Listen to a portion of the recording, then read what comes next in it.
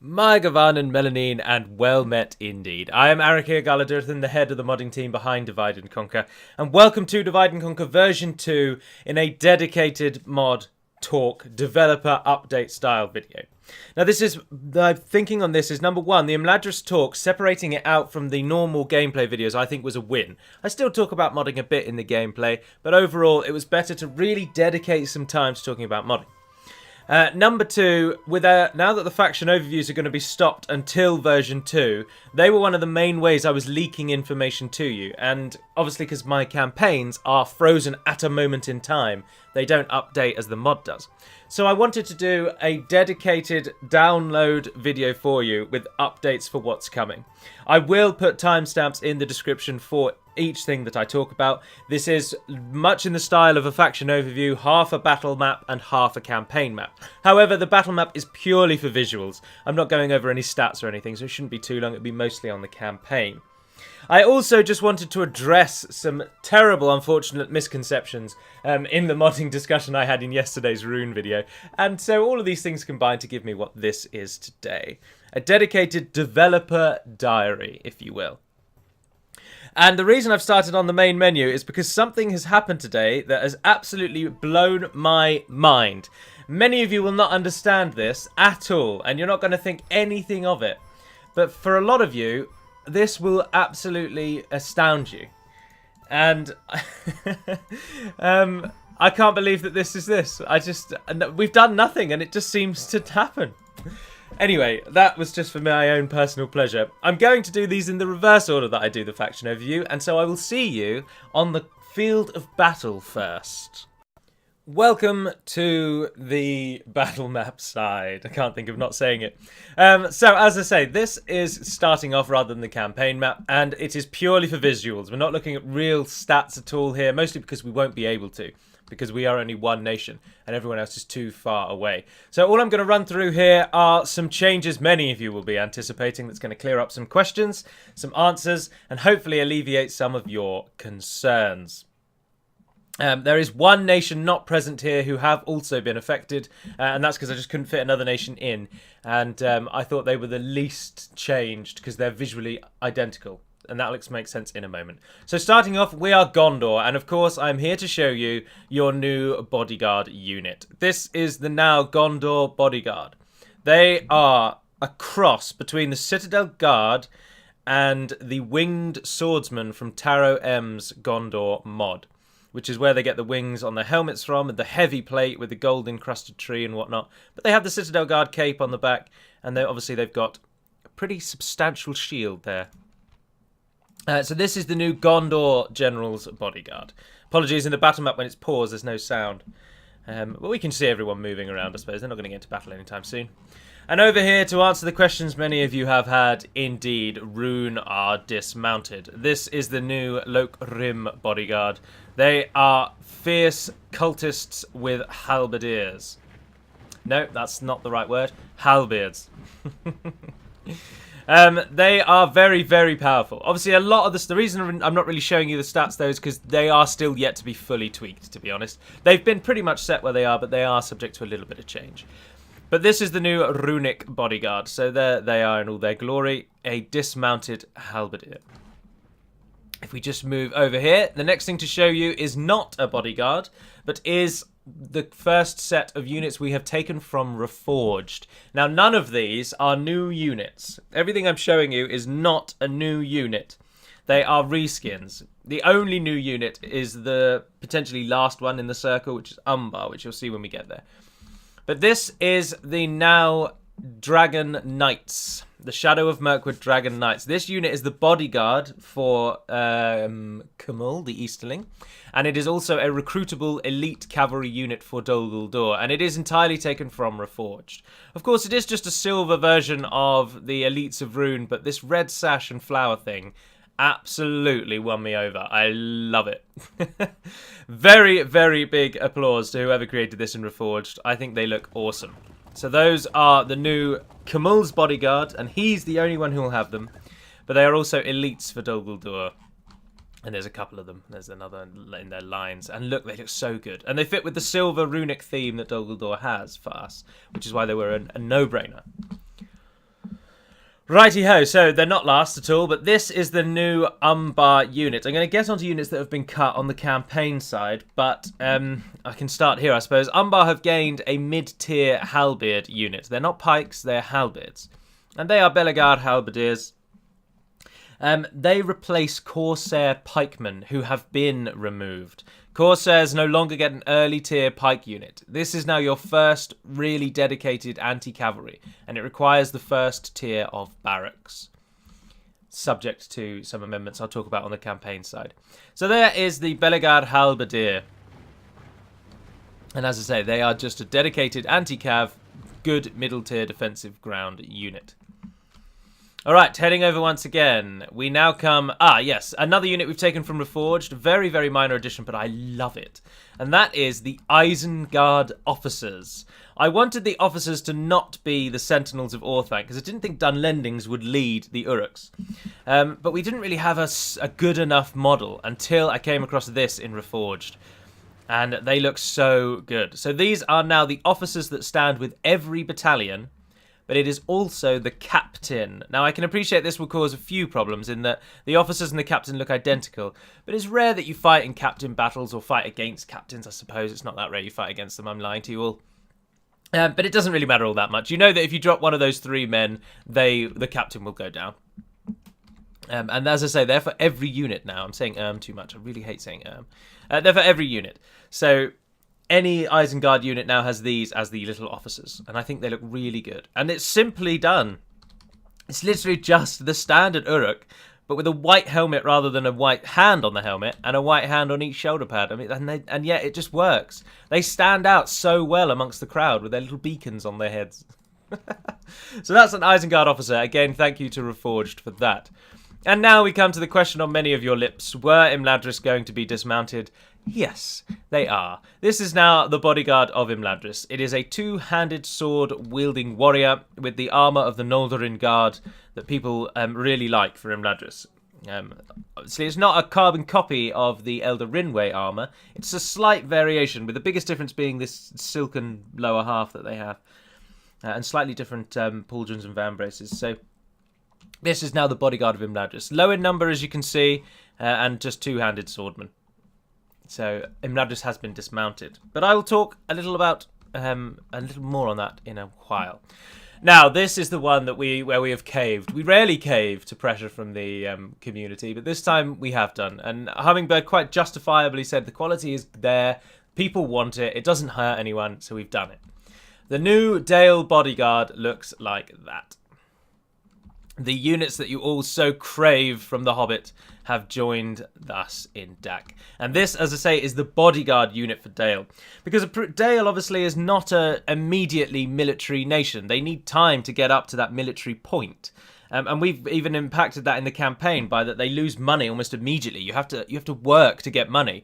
You start off as a ragtag rebuilding your nation. So it fit better that their bodyguard would be this sort of lesser armoured theme. And as you can see, they are a bow unit originally, and then they swap to a shield and a spear when they go into melee. But I also just wanted to show you that we did also, from Reforged, this is obviously the base game's Barding Herd. They are unchanged, but changed are the now elite dismounted Earls. They are called Barons, and they are inspired by the Reforged Paladin unit, but slightly changed. They don't have the Roman-inspired... it's got a proper name, but I can't remember what it is. The Roman-inspired sort of feather arch on top of the head. But they are obviously very, very similar to the Earl, which is the mounted version. They wear that same armour that the Earls and the Paladins of Dorwinion have. But there's just minor differences with the helmet and the chainmail covering, and they just look pretty good. Different shields as well. So they're called Barons. They're your elites. They are Dale's elites, and these are Dale's bodyguards. So you, Dale, now have the full Hobbit-themed unit. So you can go to town with your role-playing. And finally then, one of my favourite factions, Bree. This is the now Bree bodyguard. As you can see, they are, well, you can't really see all that well because the foliage is in the way, but they are an armour-piercing, mace-wielding shield warrior. So they're just good. They're just a dependable infantry unit. And if you side with the Northern Dunedain, this is what they look like when you upgrade them. Their shield obviously takes the livery of Arnor, and they get the full plate that I believe the Arthedain units wear. So they go from the just having pauldrons and helmets taken and bought where they can, with simple wooden shields reinforced with steel along the top and bottom, and then they jump up to full-on Arnorian shields with full plate. Well, plate on the top. So those are the biggest unit changes you are looking to see. Now, the one that I didn't add that I said I was going to talk about was, of course, Dorwinion.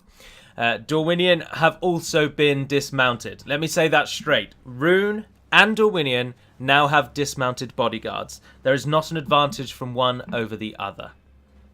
Dorwinion's dismounted bodyguard, though, was the least changed, so that's why I didn't add it, because it is simply just the unit it was before, but it is no longer on a horse.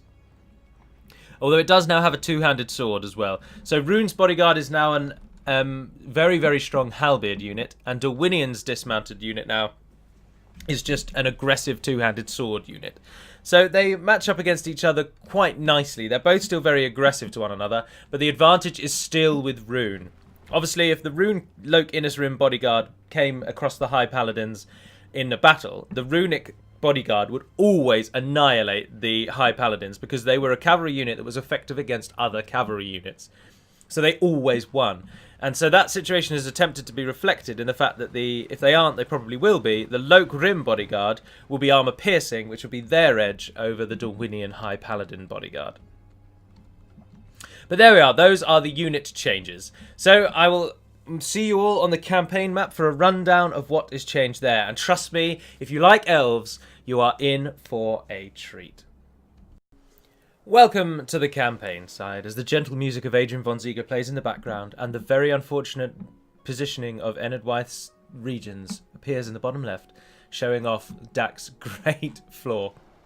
We will start with the campaign changes. Now, much of what I'm about to show you comes from the elite dwarf, and he has massively outdone himself. So this is a slew of CSM changes. You might see us throw the word CSM around, or the acronym, and it stands for Campaign Strategy Models. And that is basically any of these models that you see on the campaign map. Everything other than terrain is a CSM, from the ports to the forts to the watchtowers to the towns, even the bridges. It's all CSM. So if you ever see us say that or talk about it, that's what we mean. But today we are to talk about the elves, for they have been renewed.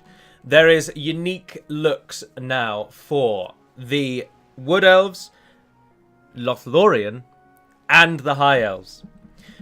So we will just, without further ado, dive right into it. So using my high level of modding knowledge, I have commandeered the Shire for my advantage. So let's start with the elves then. Right, the elven towns and castles look the same in the first tiers, and it's only when they get to the later tiers that the variations come in. So this is a new standard elven village. As you can see, just a small little village. There's a house up on a flat there, which is the elven wooden board things that they have in the trees. So that is a standard elven village. We then move over to a standard elven town. As you can see, it just gets an elven themed wall, circular in design, and a few more buildings in the centre there. Then it jumps up to a large town, whereupon, as you can see, it just gets busier. It also gets these columns in the walls, so there's a note, you can see the wall gets a little thicker, a little bigger, and it gets these stone columns at certain intervals. And there's more buildings yet again. And the keen-eyed amongst you will note that there is a walkway just across there where the X is going. And that reflects the fact that the battle map does have those usable walkways to defend it. Very, very useful. And then when it goes from a large town, this is the woodland realm. This is what their towns and castles will look like. And then I'll show you the variant for Lothlorien and the variant for the High Elves. So these last two that I'm to show you are unique to the Woodland Realm only. So this is a Woodland Realm city.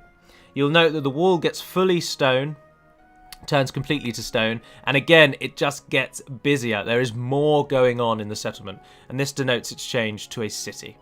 And then finally, at the Under Towers, we come across the large city. So once again, it gets these separation towers along the walls. The walls are obviously still stone, and it gets once more even busier with a large central structure in the middle there. So that is the elven towns for the Woodland Realm. But they also have their castles amended. So if we start with Core Willishar. Now, an Elven Motte and Bailey does not exist, which is why this is not really anything, but I added it in anyway. But nowhere on the map will you come across an Elven-created Motte and Bailey. Or we've called them keeps now, obviously, but Motte and Bailey is what they used to be called. And you can't upgrade to a keep, so you'll never see that, which is why it's just kind of a placeholder, really. But it really starts to kick off when you go to a wooden castle in the files or a castle in our game. That is an Elven castle, a woodland realm castle. As you can see again, there are the struts going to a central keep-like structure with far more trees and just, again, a lot going on. And then finally, if you can get it up to a stronghold, there is the Elven stronghold. I've chosen a bad one because Barrow-downs blocked by the trees. But you'll note that it has 2 tiers, 2 layers. So the central keep has been moved off and enclosed in its own wall, and a second outer wall denotes the use of a stronghold with a simple 3-tree tier structure in the middle. But it looks good, it looks powerful, it looks mighty. And that is the Woodland Realm castle and stronghold, and then there are obviously their towns and large towns. But as I said, there are variations for the Lothlorien, and their variations come in the form of the largest city. So this is a Lothlorien city, which is the same in shape as the Woodland Realm city, but their large city over here in Erech, as you can see, is identical in everything, all regards to the Woodland Realm, except it has Malorn trees rather than normal trees. So as Lothlorien spreads around the world in our alternative history of Middle-earth, they take their Malorn trees with them. So Lothlorien can easily be denoted if they've upgraded to the largest sizes, because their towns stand out like a sore thumb. Similarly, their largest castle also has golden trees rather than the green trees. Everything else is functionally identical to the Woodland Realm, save that they have Malorn trees rather than normal trees. And just to prove it to you as well, I have upgraded various Gondorian towns and stuff to change them to Elven creation, so that you can see them all there. Now, this one of Fanwallon just here, this is a unique village tied into the Elven script. It's only seen in a couple of places. I believe one such place is the settlement in Fangorn. Yep, there it is. And the other is the village of Roscabel.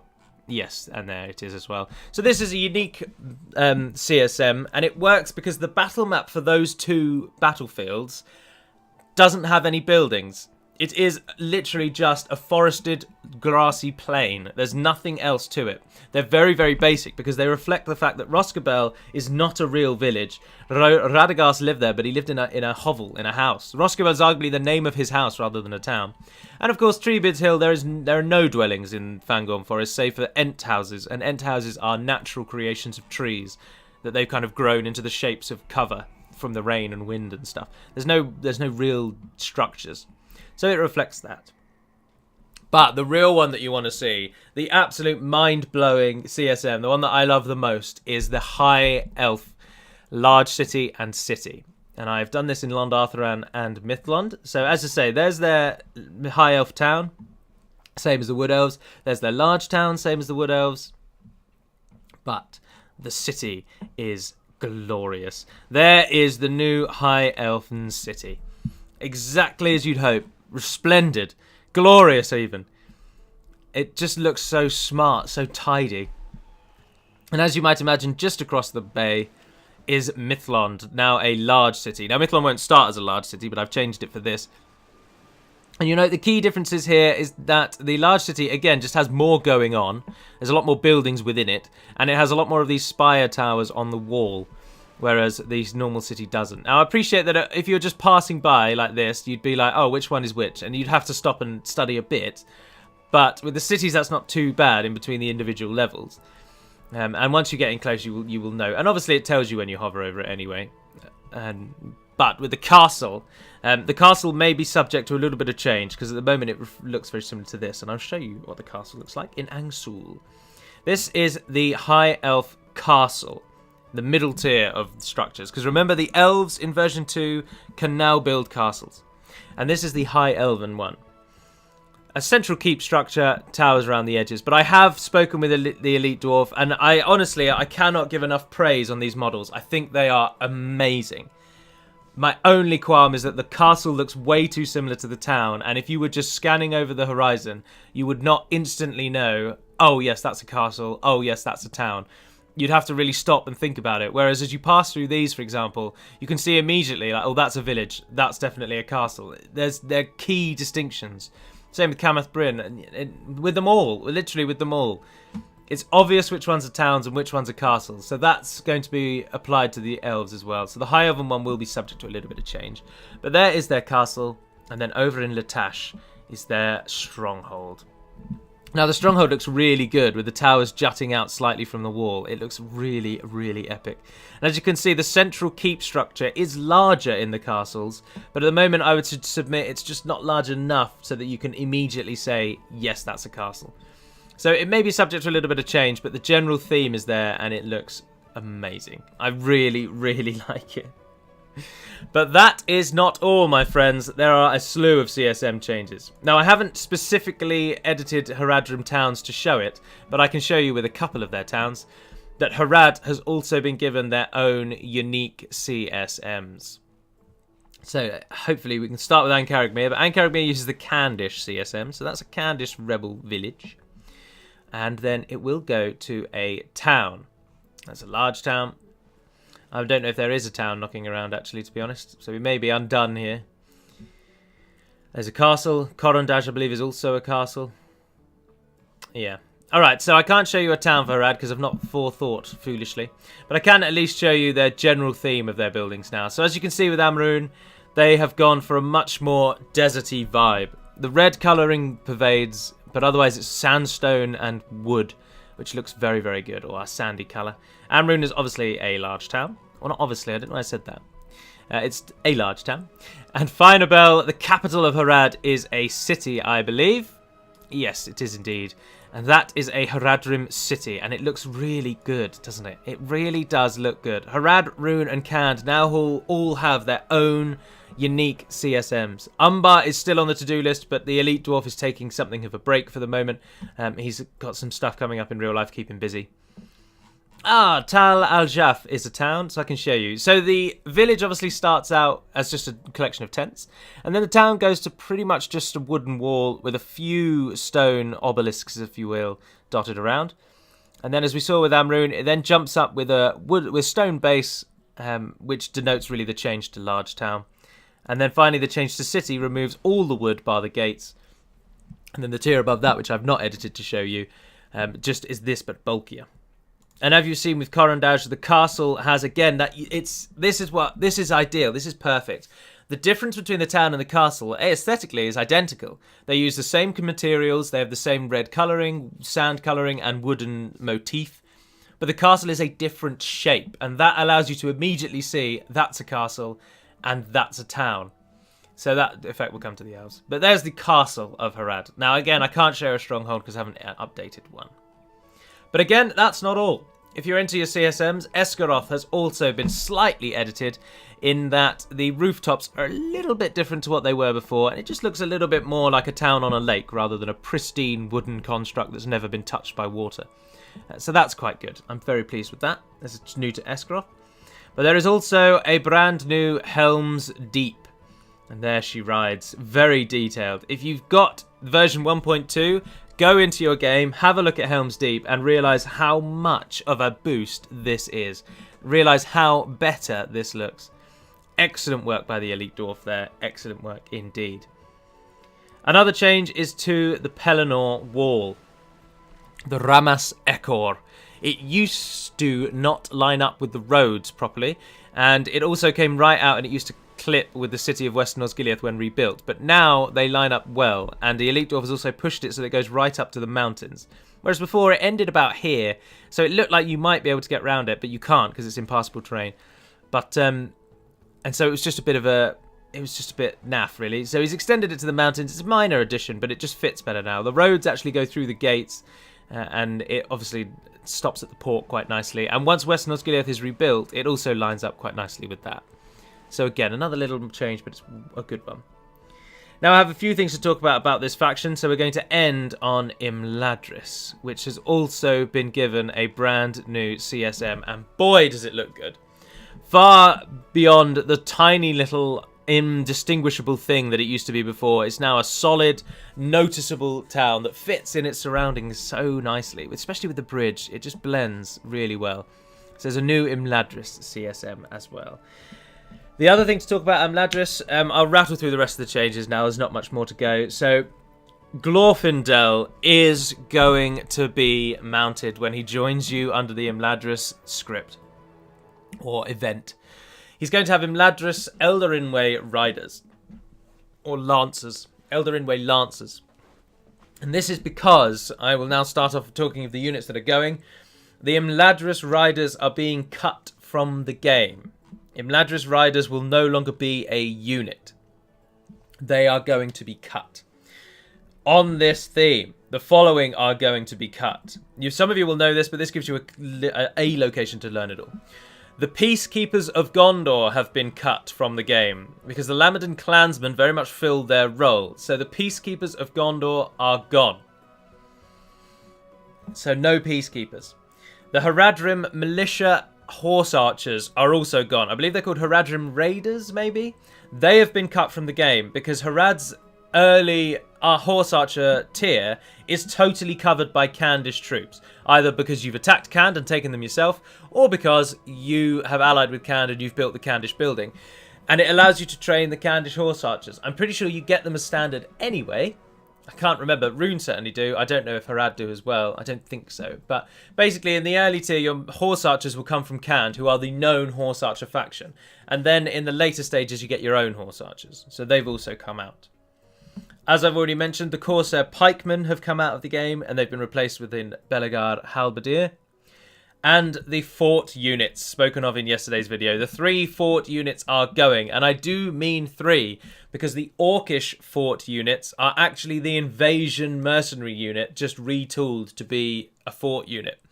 So they will not be cut, because they're required for the invasions. They're not required, but it just means that when you go on an invasion, you have some units to recruit.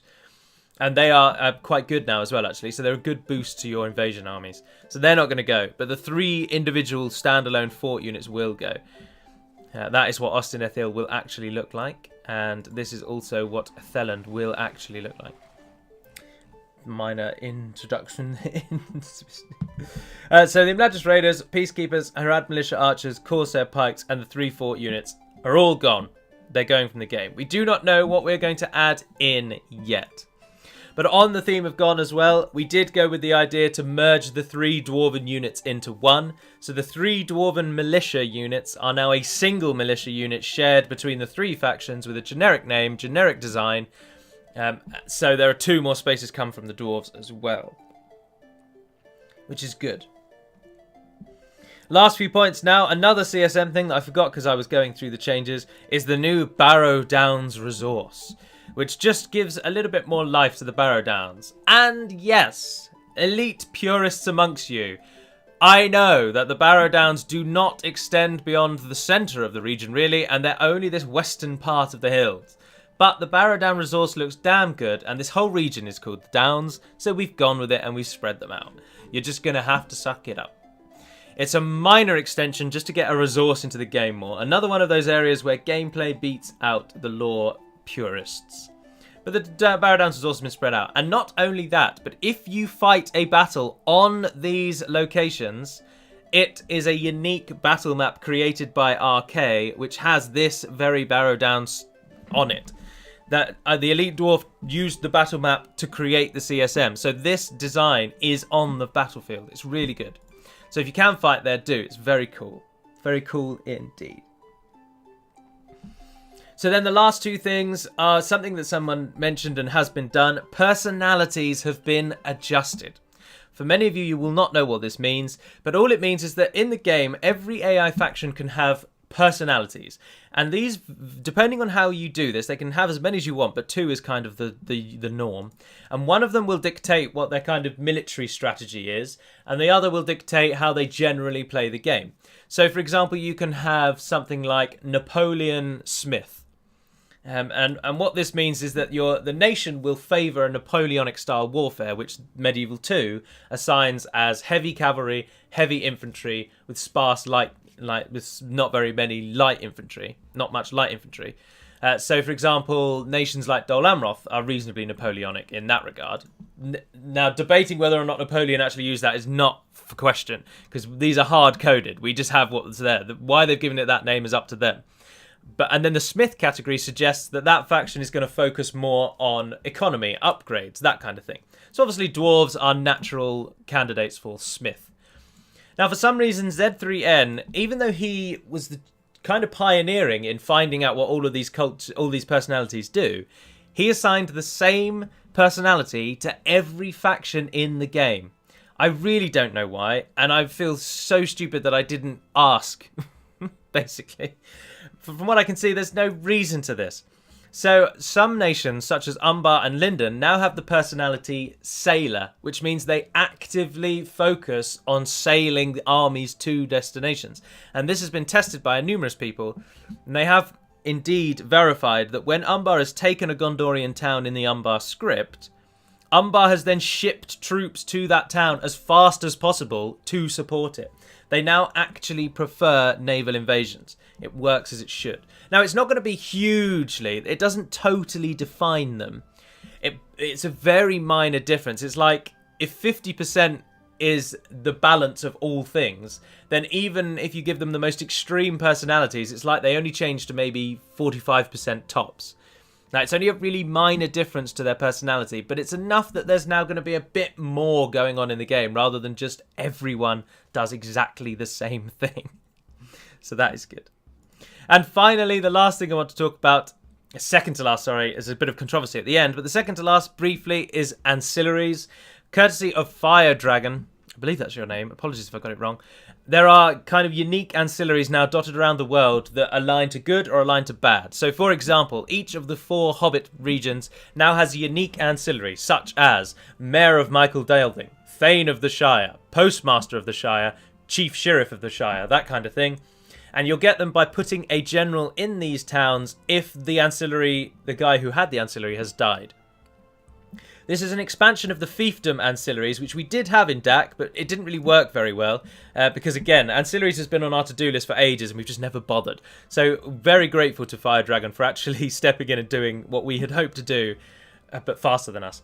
So, for example, in Gondor, let's say Forlon the Fat, who starts in Karasast. He is currently the Lord of Lossarnac. Now, if he were to die, no one would hold the title Lord of Lossarnac. So you can then send a general to Karasast. He only has to stay there for a single day. The game will check, does this ancillary exist? No. Has he been in the town that generates the ancillary for 1 turn? Yes, give it to him. So you can send a general there, and then he will then become the Lord of Lossarnac. And it adds that little bit of role-playing to those of you who like governors and stuff. And this is being rolled out for for many factions and many key towns. But it also works for good. So if Gondor has been defeated, for example, and you're playing as Dol Amroth, and you put someone in Karasast, you'll get the Lord of Lossarnac. But Mordor, for example, they wouldn't. And equally, Mordor now have their own as well, like Slave Master of Orc-Estelad, things like that. And they will also apply for evil factions. So it just gives you that little bit of role-playing ancillary behaviour. So, finally then, to talk about the militia from the video yesterday. Now, as I say, there are timestamps on all of these, so if you're not interested in certain things, don't watch those bits.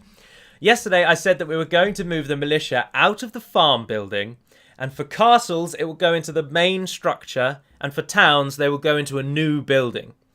Somehow, even though in the video I explicitly stated we will not link elite units to castles and non-elite units to towns, we will not do it.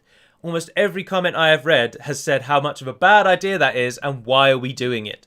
And it made me smash my head against the desk numerous times until blood and pulp was leaking all over the floor. How clear do I need to be? Oh dear, humanity. When the aliens arrive, we're all dead.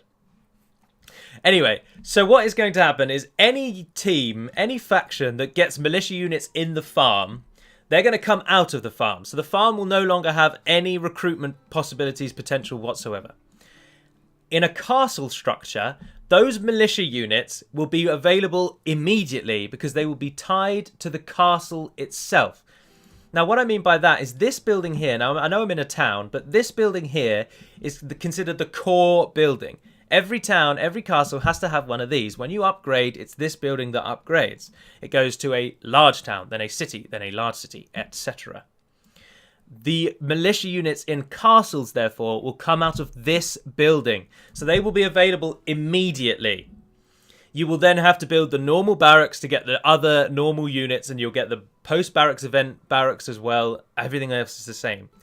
In a town, however, you will be able to train all the units that a castle trains, except in order to train the militias, you will have to build a standalone, unique militia barracks. They won't be tied to the core building or the farm. The militia barracks will not be a precursor to the standard barracks.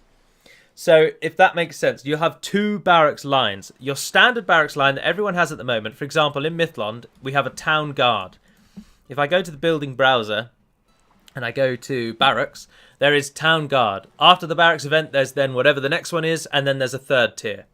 There would then be another totally separate building in the same way that the siege range is different from the barracks, and it would just be called militia barracks. It would have one tier, it would be available in villages, and then obviously anything after that as well. And it will therefore mean that in a village or in a town, you have to actively choose to get your militia or your economy. Now, this is subject to discussion because obviously militia would then most likely move into the normal barracks. So it depends what we can do. But some factions, of course, don't get militia. So requiring, for example, Gondor, who don't have any militia units at all, requiring them to build a new first tier of this barracks building, even though it gives no units, just to then get their standard barracks building, wouldn't really work. So that's why we're thinking at the moment of a standalone militia barracks building. But we'll have to try and tie it into the barracks a little bit somehow. Most likely, what is actually going to happen, in fact, I don't know why I didn't think of it already, is that the militia will go... No, it will need to be discussed. It will need to be discussed. But as I say, there will be a unique building. There'll be a new building. Either the first tier of the barracks or a standalone barracks in a town that you need to build to get your militia. In a castle, they will be available immediately from the castle central structure. Okay?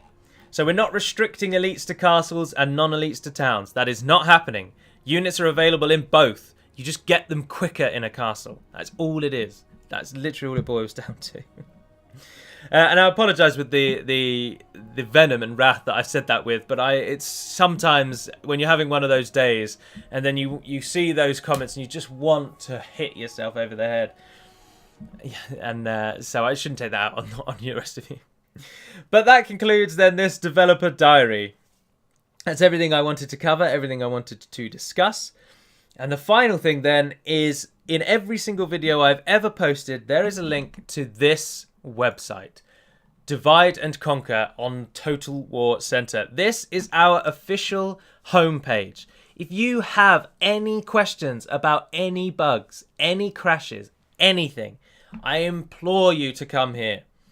For example, and I am singling you out, sir, if your axe throwers are crashing the game, come here. Go to the bugs, crashes, and FAQ. They're crashing your game. This is the crashes section. Scroll down, and the third bloody entry is axe throwers might crash your game. Here is the fix. That is why I suggest you come here. And yes, we won the most popular submod 4 years in a row. So 34,023 people as of right now have downloaded patch 1.2. We're doing pretty damn well, aren't we? But I just wanted to add this because I'm not sure everyone knows it. You don't need an account to read what is here, but you would need one if you want to post. But you don't need an account just to read it. So I implore you, come to Total War Center, have a read. These top ones are the official DaC threads. Everything else is just people with questions or some submods, but the submods can all be found in the submods thread as well. So you can get links there to what the submods that currently exist. And of course the ones we intend to release upon version 2's release. And yes, I won most popular submodder 3 years in a row myself. Just slipping that one in. But there we are. That is the first DaC official developer diary. I trust that you enjoyed it. It's pretty similar to a faction overview, but with just the modding changes. There won't be one of these for a long time now so that the changes can build up and accrue. But if you have any questions, do pop them in the comments below. But hopefully I've answered everything. And with the breakdowns of the times, you can flick between what you wish to. So until we speak again, dear friends, Navarre den Pedamad Melonin, and farewell.